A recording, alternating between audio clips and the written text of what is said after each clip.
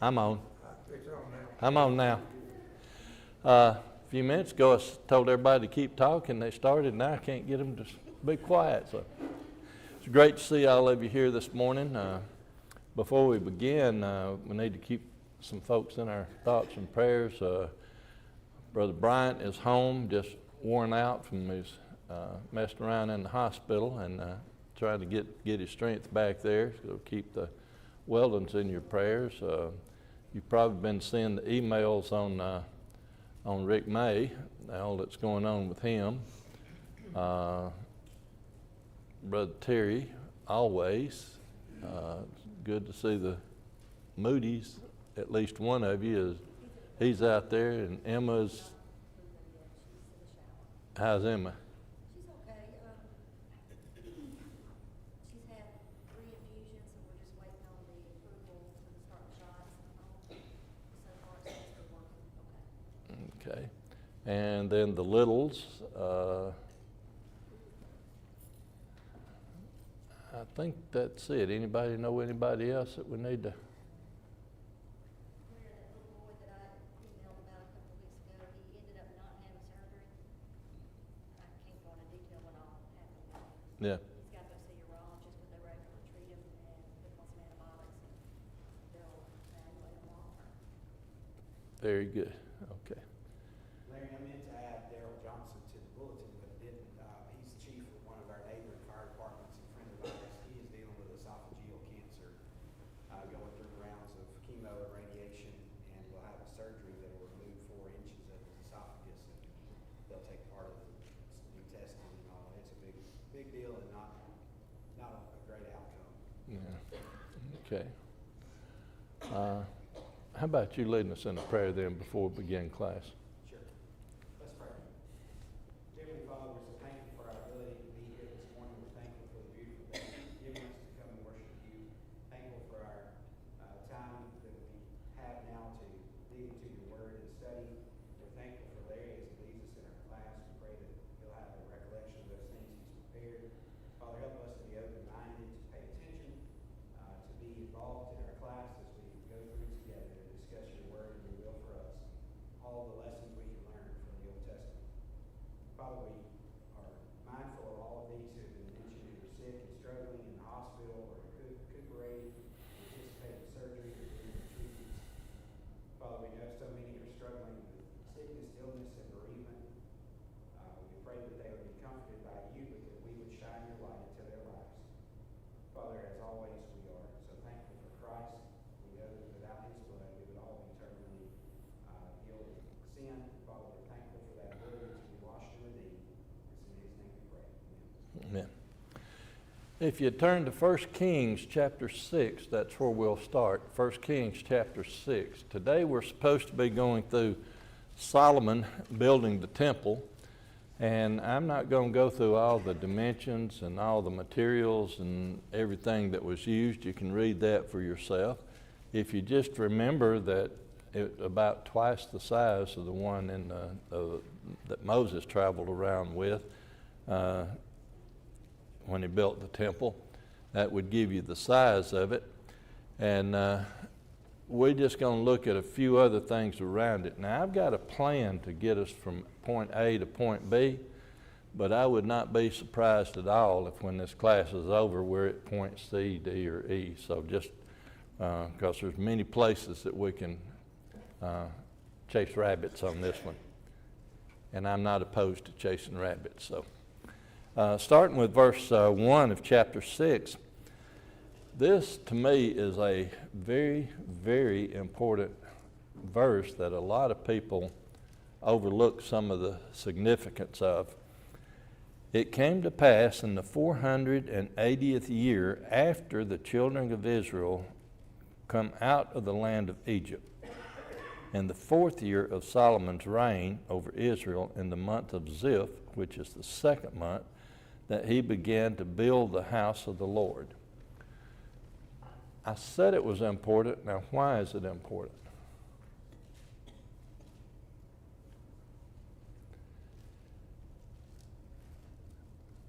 For his reign, and then also backs up to the time of the Exodus. the time frame of his reign, it is the general consensus, I think, of almost everybody in biblical scholars, that Solomon reigned 970, 971 to 930.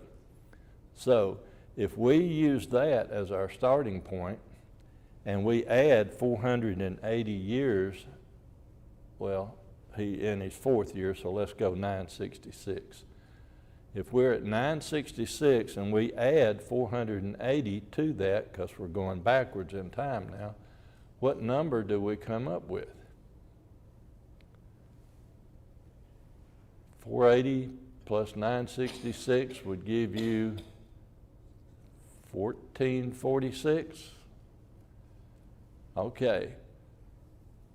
Why is that important? Because the whole world out there is focused on Ramesses II being the king of the Exodus because of one little phrase in the Bible that talks about Ramesses, the city of Ramesses.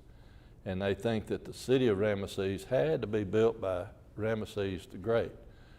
Well, Ramesses the Great, the one that they're talking about or thinking about or trying to push the Exodus into, was from 1292 to 1190 or thereabouts, because the Egyptian rulers, as they lived and died, they had multiple names, cold reigns, multiple. But anyway, that puts him in the 1200s to 1100 period of time. And he, if you really think about it logically and look at it, it is impossible for him to be the ruler during the Exodus. Not only because of the time frame, but because of history. They say he was approximately 30 years old when he began his reign, and then he reigned for 67 years. So that's going to put him about 97 years old when he dies. What happened at the Exodus according to the Bible? Could he have had a child at the age of 97? Well, yeah, but normally no. So wouldn't be the first. But is he at the age of 97 going to be leading a charge out to chase Moses down? His reign just is absolutely too long, and it just doesn't fit. So if you go with this verse right here and start at 970 and you go back to 1446, all of that starts fitting, but not with the Ramesses and other things. And we talked about this a little bit in the elders meeting last Thursday. But everybody that wants to point to Ramesses being the one, everything else that they find, all the circumstantial evidence they find that there were Semitic buildings, there were Semitic people, there was mass graves with disasters happening, they discount it and don't even look at it because it's in the wrong time frame. Well, I was an accountant for most of my life. I guess you could still say I'm like a Marine. I'm still an accountant. I just don't do accounting work. To me, you start looking at common denominators, and what is the common denominator? If you've got this, this, this, this, this, and this, all in this time frame right here, but then this is where you want it to be, what's your common denominator? 1, 2, 3, 4, 5. You know, one time is an accident, twice is a coincidence. But when you get to 3 times, what are you reaching? You're getting into patterns or trends. So this tells me that with 970 plus or minus a year or two being Solomon's beginning of his reign, and in his 4th year, which we're going down in numbers, put him at 966 or so, and then add that to it, you're back to 1440s for the Exodus. Questions, comments, arguments, disagreements, agreements. Okay. Then we're going to skip down to verse 7. I said I wasn't going to get into all the buildings and all, but verse 7 says, "And the house when it was in building, was built of stone made ready before it was brought thither, so that there was neither hammer, nor axe, nor any tool of iron heard in the house while it was in building. All the materials were cut, hewed off-site, and then brought on-site. So the only tool that was used on-site then would be a wooden mallet as they're driving tenons into the, or pegs in and getting it secured. Why would that be? Why would you not want to construct things on-site? Why would all the work take place off-site and then just the assembly on-site? Maybe the material is somewhere else? Well, they're bringing materials from other places. But doing construction, you would have a big mess. Not only with building the temple, but you'll have power mess all around it that you have to try to clean up as well. Let's go back to Deuteronomy 27 and see if that helps us. Deuteronomy 27.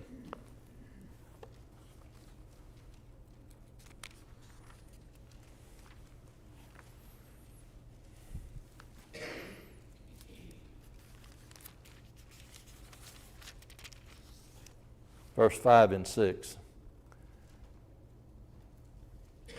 Thou shalt build the altar of the Lord thy God of whole stones, and thou shalt offer burnt offerings thereon unto the Lord thy God.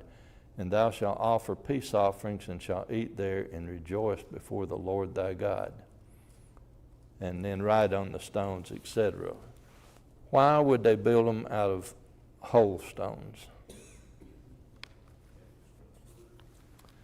I think it has to do, pardon? It's about not lifting up iron tools. Is iron? Well, I think there's a differentiation here between what they're doing and what all the people around them are doing. All the people around them had used tools to hew these different statues and figurettes and things of that nature. And I think that's part of this differentiation. There's also more of a tactical reason, because they were going in to possess this land and to take over cities. Though obviously they couldn't be missed at nearly 2 million strong, but that they were to make less noise about it. would it have anything to do with reverence?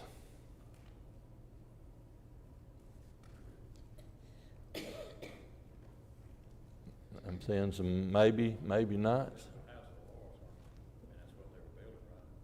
They were building the house of the Lord.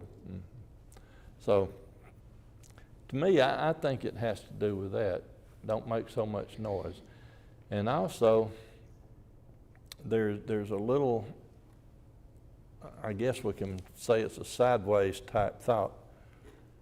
But when we assemble at this congregation here, when we come in the building, is this the place that we prepare to be Christians?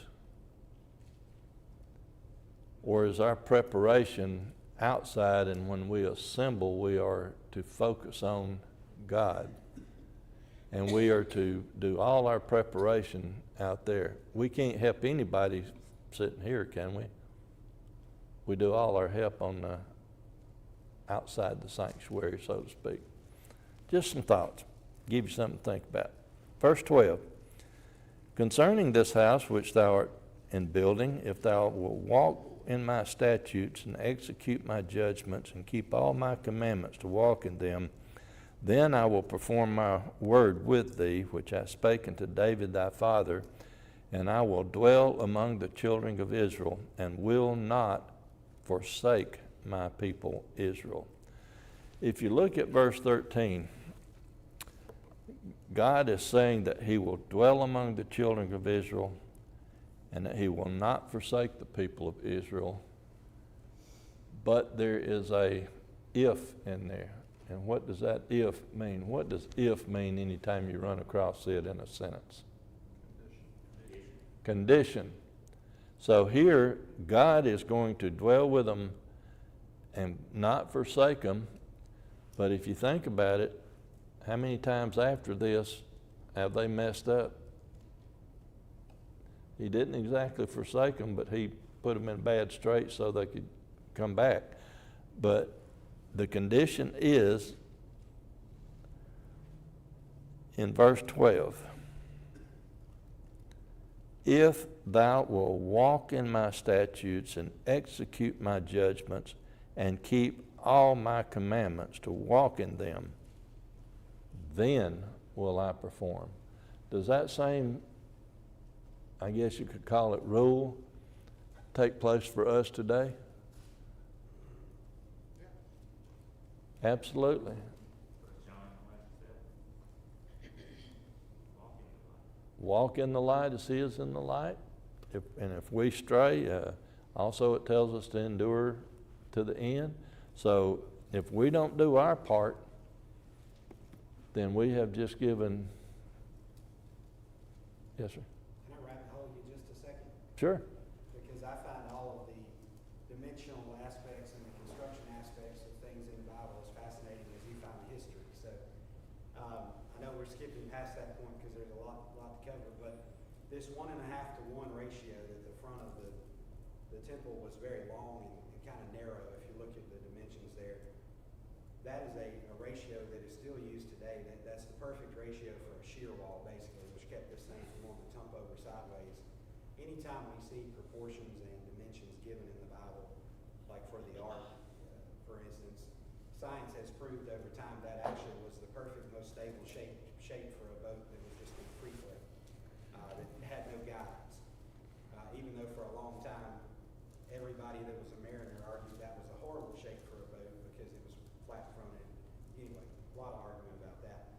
But you see here, this again is the perfect shape for this type of structure. It had buttresses along the long walls where the timbers, the beams of the roof sat. And that structure type has been copied, and those dimensions have been copied on monasteries and buildings of this nature all over, because it really is the perfect proportion shape. And it's even in the building code today that 1.5 to 1 ratio, aspect ratio, is the limit for what's allowable for a wall. Yeah, and if you get back to the ark, the square design, which is most stable? The square design. Why do they make barges square? They're stable. They can carry a lot of weight. So, yes, sir. Good points.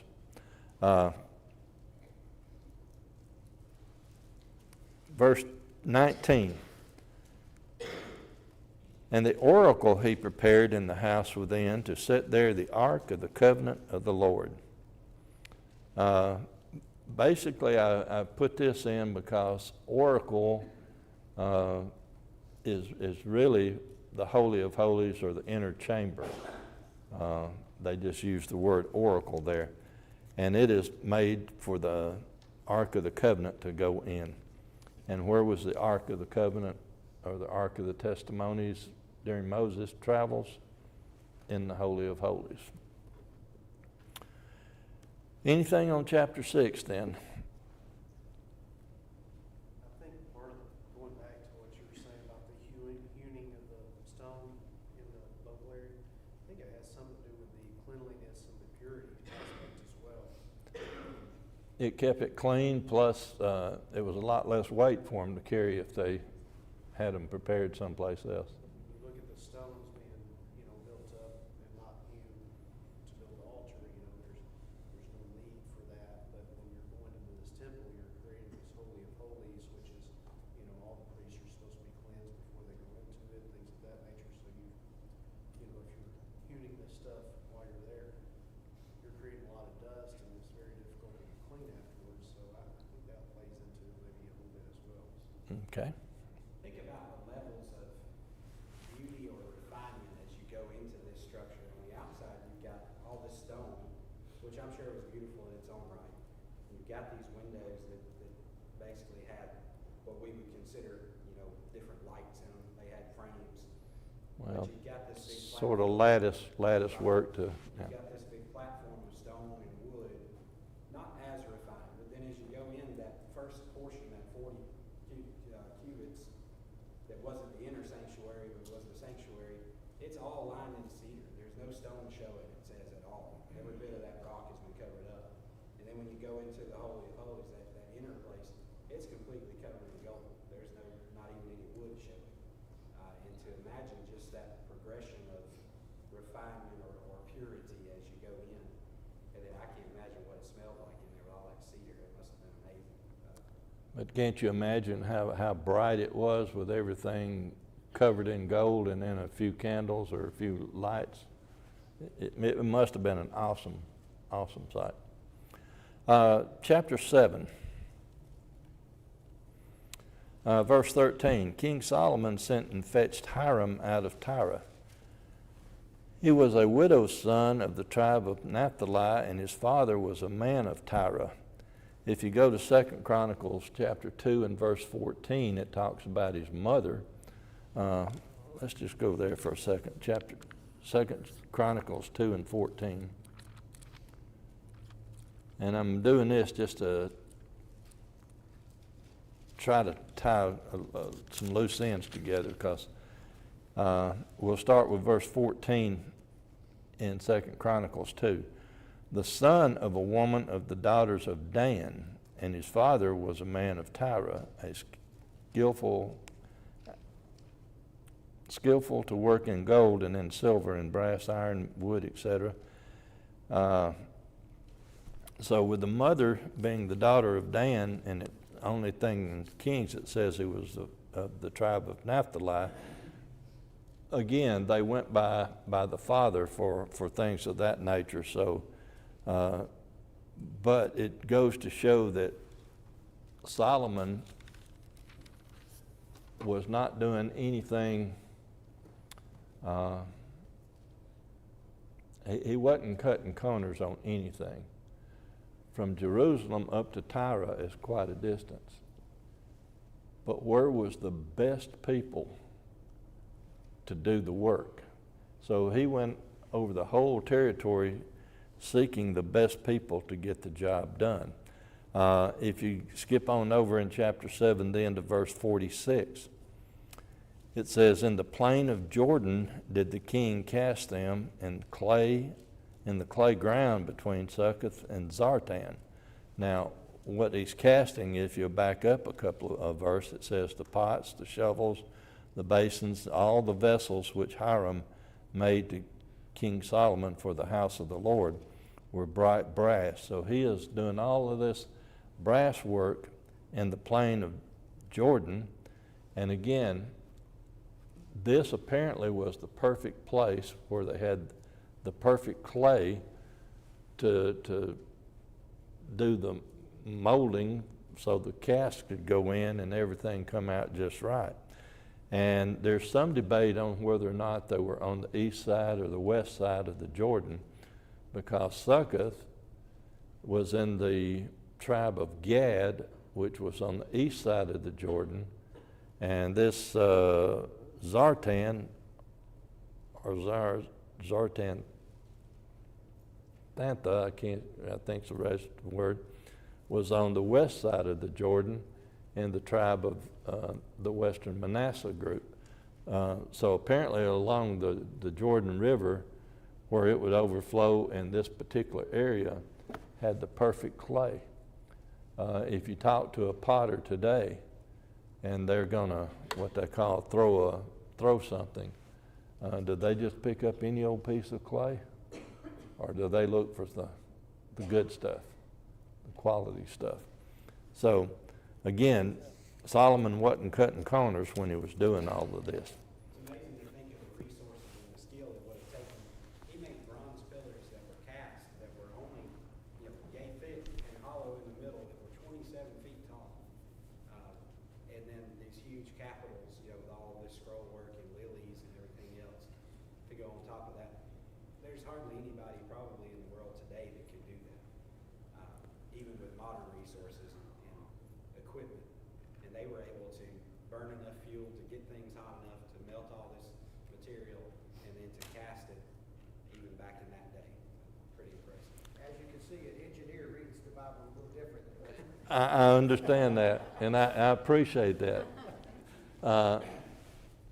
That's just like many years ago, they had seen this sword, this Viking sword, and it was Damascus and all, and they said there was, they couldn't figure out how it was done because they would have to have heated it up to about 3,000 degrees to get the metal to work and form the way it formed and be as strong as it was after it was annealed. And they said it was impossible. They didn't have the technology. Well, then a simple old country guy showed them how with some bricks he could make a brick pit, and with just a bellows in there, he could heat it up to 3,000 degrees. So Andrew and I have talked about this many times, the Egyptian pyramids. People freak out because how did they do it? They didn't have the technology. We got an engineer over here. If you've got a string 3 foot long, 4 foot long, and 5 foot long, what can you do with that string? You can make a perfect right angle. If you take a string long enough and stretch it from this corner to that corner, and then from that corner to that corner on a square building, if it does not match, your building is not square. I mean, it doesn't take all the modern technology that we have to build things. I know you like modern technology, you like your computer, but am I oversimplifying or am I on the right path? Well, that's the problem, is we've overcomplicated. And so people have fallen victim to using technology as a crutch, and then they forget the basic concepts. And it's the same way, I think, even spiritually, we have to be very careful. There's an application, is that we can overcomplicate it to the point that we forget the basic concept of salvation and the good news of the gospel. And while it's important to continue to grow and to become more wise and more discerning, sometimes I think we can make it so complicated that we can scare people off because, like I said, we forget the simple truth. Jesus died for me and for you. One more engineering story, and then I'll get to chapter 8. But one, yes, sir. 3 by 4 by 5 is a perfect 90-degree angle. Yes, sir. That is a common thing, and I'm sure they used it way back then. Way back then. When I was working with my uncle, he would build houses and all. And if we wanted to make sure that the floor was level, if it was let's just say it was a really large house back in the 1950s, and it was 40 feet long,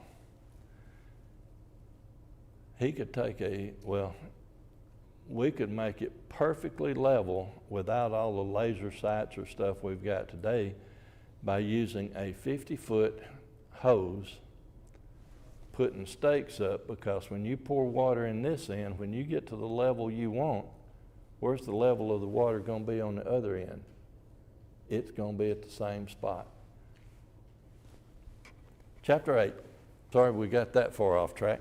Chapter 8. Then Solomon assembled the elders of Israel and all the heads of the tribes and the chief of the fathers of the children of Israel unto King Solomon in Jerusalem, that they might bring up the ark of the covenant to the Lord out of the city of David, which is in Zion. Verse 3. And all the elders of Israel came, and the priest took up the ark. Now they're handling it like they're supposed to. Verse 8. And they drew out the staves, that the ends of the staves were seen out in the holy place before the oracle. And what did we say the oracle was? Pardon? It was the inner sanctum, or the Holy of Holies. So if they are placing that before the oracle, and they were not seen without, and they were there unto this day, in essence, what they did, they placed it in there, and then when they pulled the staves out, the staves could be seen in basically the holy, but they could not completely remove them. They weren't supposed to completely remove them, and that goes back to Exodus chapter 25 that talks about when they built the ark and put the staves in, that they were not to be removed.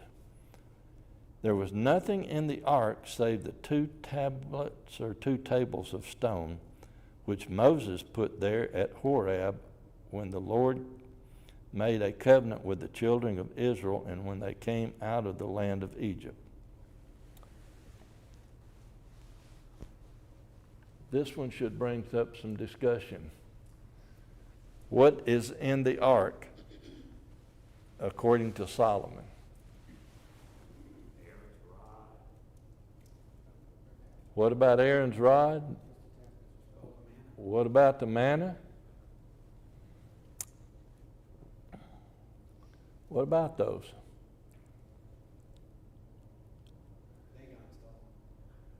Dagon stole them?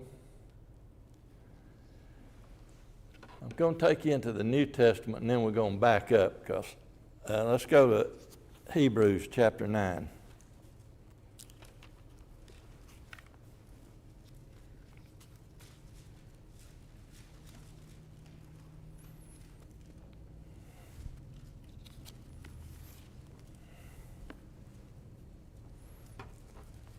Now, all of chapter 9 here, we'll just have to read a few before I get to the key verse. Then verily the first covenant had also ordinances of divine service and a worldly sanctuary, for there was a tabernacle made, the first being the tabernacle of Moses that was being the mobile one before we get to the fixed one that Solomon built.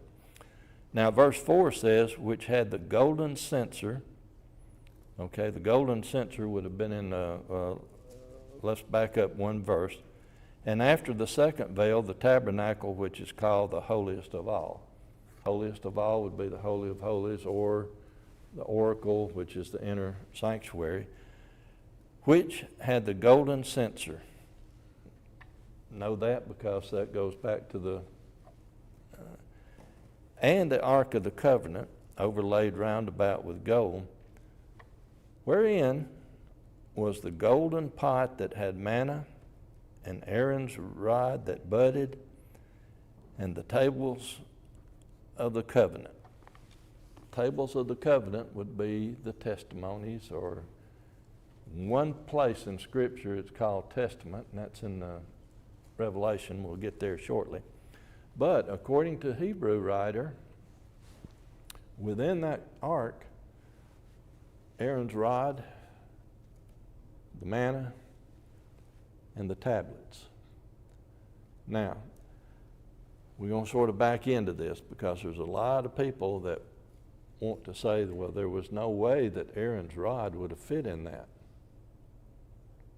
Mr. Engineer, 2.5 cubits is how long in our modern day feet?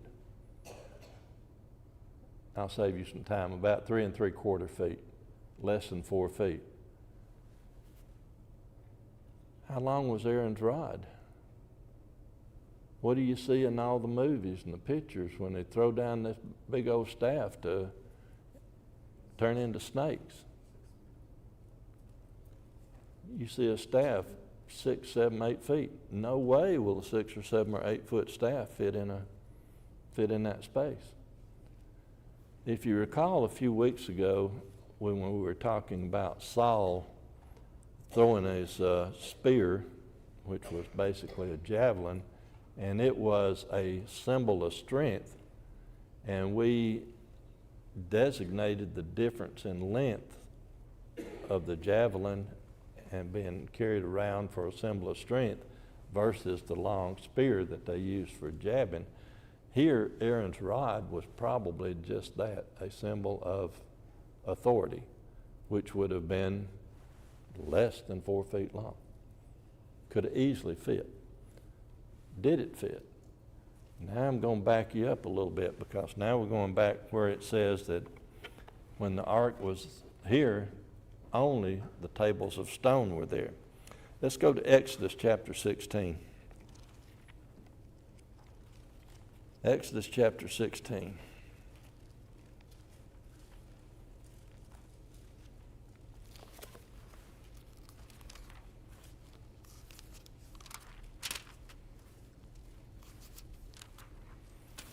We're We're going to start with 32. The main verse is 34, but starting with 32. And Moses said, This is the thing which the Lord commandeth. Fill an omer of it to be kept for your generations, meaning the manna, that they may see the bread wherewith I have fed you in the wilderness when I brought you forth from the land of Egypt. And Moses said unto Aaron, Take a pot and put an omer full of manna therein, and lay it up before the Lord to be kept for your generations. And the Lord commanded Moses, so Aaron laid it up before the testimony to be kept. Before the testimony to be kept. Numbers 17:10.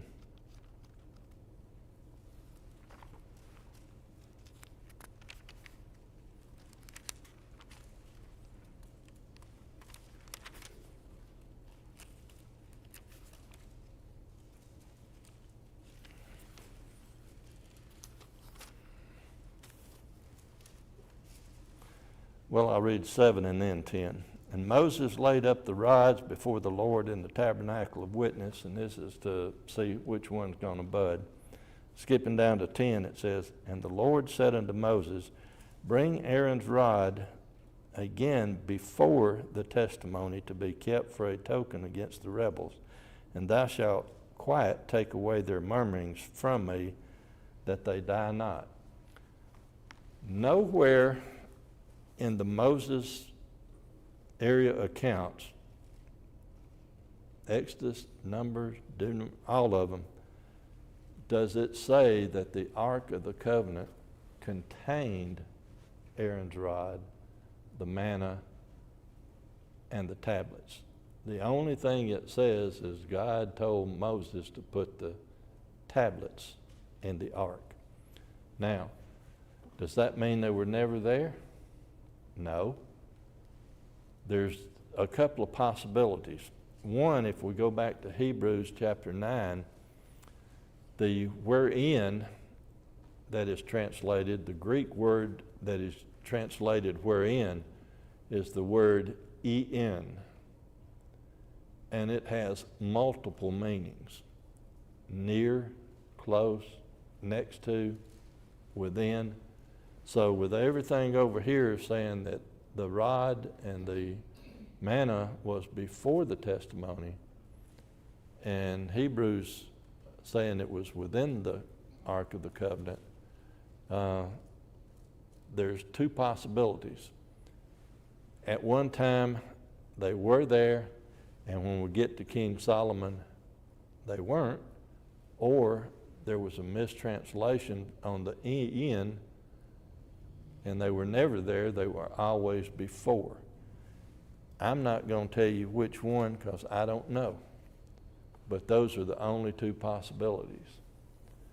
There's something else that I want to discuss along these lines also, and that is there are many people today who want to say the Ark of the Covenant is lost. And they're on a quest to find it. You see movies, you see documentaries. There was even some that said that when the Queen of Sheba visited Solomon, that gifts were not the only thing they exchanged, and that later a son of the Queen of Sheba by Solomon came back to visit, and he gave him the ark to take back to whichever location you believe Sheba was in. Most people put it in Ethiopia. Well, there are some definite problems with that.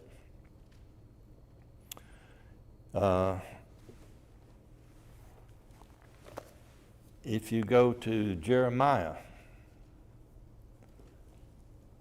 chapter 3, Jeremiah chapter 3. It says, Go and proclaim these words toward the north, and say, Return, thou backsliding Israel, saith the Lord, and I will not cause mine anger to fall upon you, for I am merciful, saith the Lord, and I will not keep anger forever. Only acknowledge thine iniquities, that thou hast transgressed against the Lord thy God, and hast scattered thy ways to the strangers, and every green tree that ye have not under every green tree, and ye have not obeyed my voice, saith the Lord. Turn, O backsliding children, saith the Lord, for I am married unto you, and I will take you one of a city, and two of a family, and I will bring you to Zion, and I will give you pastors according to mine heart, which shall feed you with knowledge and understanding. Key verse here. And it shall come to pass, when ye be multiplied and increased in the land, in those days, saith the Lord, they shall no more the ark of the covenant of the Lord, neither shall it come to mind, neither shall they remember it, neither shall they visit it, neither shall that be done anymore. Here is your beginning of your transition away from that to where, if you go to Hebrews, again, chapter 9, and this time verse 11, Hebrews chapter 9 and verse 11. But Christ being come and high priest of good things to come, by a greater and more perfect tabernacle, not made with hands, that is to say, not of this building. So the tabernacle, or the Ark of the Covenant, the Ten Commandments, as we know them, the testimony, was to be done away with, and the replacement is Christ. Questions, comments? And there's another fallacy with thinking the Queen of Sheba did it, because let's go to 2 Chronicles chapter 35. 2 Chronicles chapter 35.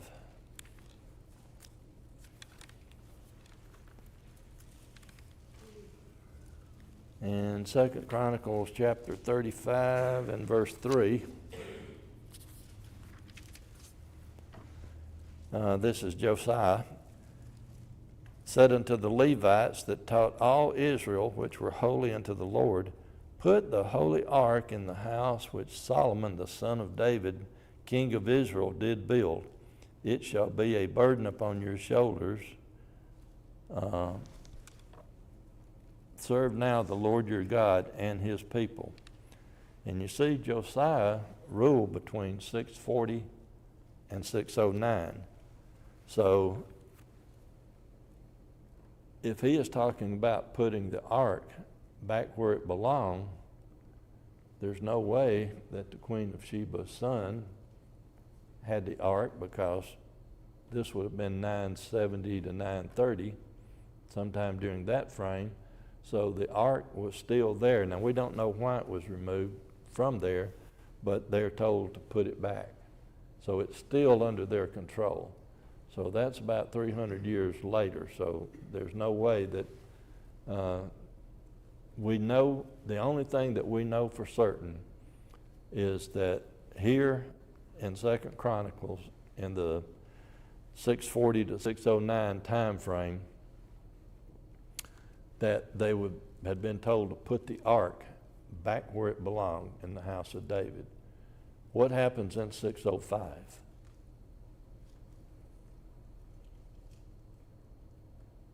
Nebuchadnezzar comes in and takes some of the men.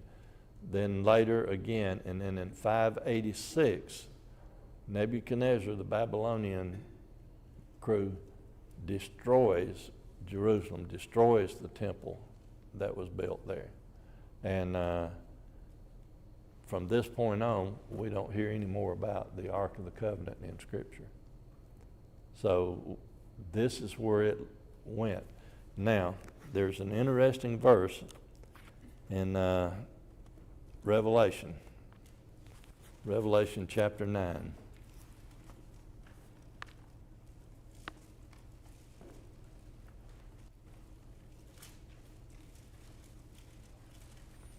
I think that's my verse.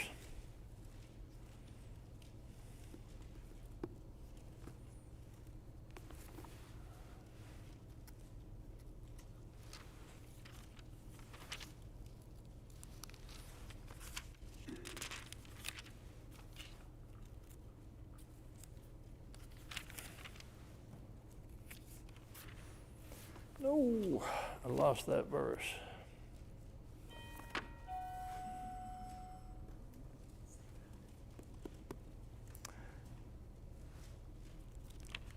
That was the most important verse. I got to find it. Give me just a second.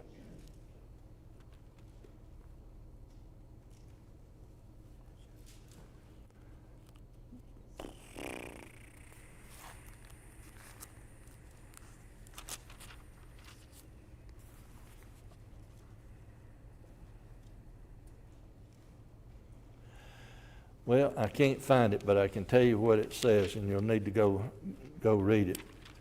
Brother Terry might be able to tell me which one it is, but the heavens are open and the tabernacle of testimony, the Ark of the Testament is there in heaven. So, everybody looking for the Ark or the testimony on earth, Revelation and whatever chapter and verse that is says that it's in heaven. And that's the only time the word testament is used. 11:19, there we go. Chapter 11, verse 19.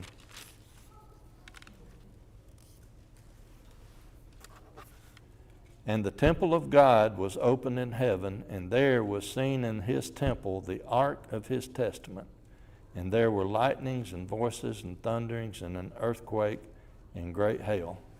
So, in my opinion, nobody's going to find the ark on this earth because it's now up in heaven with God where it belongs.